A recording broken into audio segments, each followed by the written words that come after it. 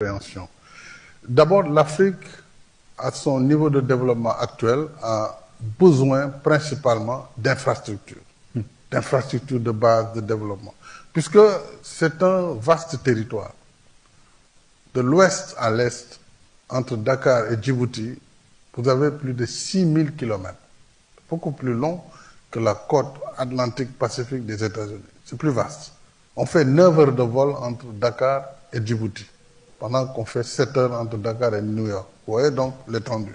Entre le Cap et le Caire, c'est presque 11 heures de vol en avion. Ce vaste territoire de 30 millions de kilomètres carrés a une population massive de 1,4 milliard d'habitants, qui sera à 2 milliards 500 millions d'habitants dans 25 ans exactement, en 2050. Donc, devant cette population, ce vaste territoire, nous avons besoin de construire le développement du continent. Donc, il faut des chemins de fer, il faut des ponts, il faut des centrales électriques, il faut du hardware. Et ces infrastructures sont capitalistiques, elles coûtent de l'argent. C'est normal. Donc, ce n'est pas par des prêts commerciaux qu'on va y arriver. Les prêts commerciaux sont des prêts de courte durée et avec des taux d'intérêt très élevés.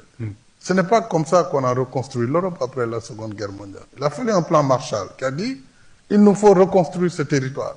Donc, on va mettre des bonds, on va faire des prêts sur 100 ans, 50 ans, pour permettre la reconstruction de l'Europe. On a mis la BERD, la Banque européenne pour la reconstruction et le développement. On a donné des bonds pratiquement perpétuels.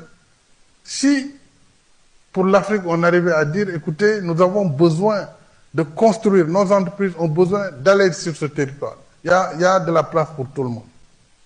Il faut au moins 20 000 kilomètres de chemin de fer, peut-être 100 000 gigawatts d'électricité. C'est comme ça qu'il faut voir la perspective.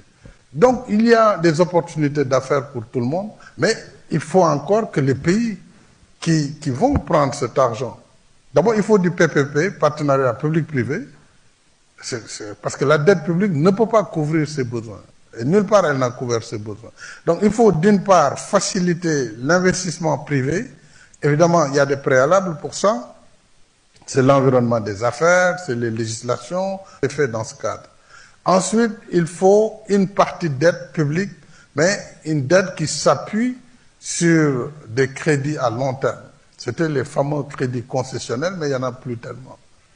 Donc, il faut donc que les acteurs s'accordent avec l'Afrique que, vu le potentiel économique, vu le potentiel de développement, nous pouvons mettre un focus sur le développement des infrastructures. On a besoin en moyenne entre 170 et 200 milliards, rien que pour l'infrastructure, chaque année de dollars. 170 à 180 milliards de dollars. Donc ça, l'argent peut exister, parce que on dépense 10 fois plus dans d'autres secteurs. Donc on ne peut pas dire que l'argent n'existe pas. Si c'est une priorité pour les pays en développement, si ces pays comprennent que aussi c'est un moyen d'investir, je crois que l'argent, ce n'est pas un problème. On a vu, on parle dans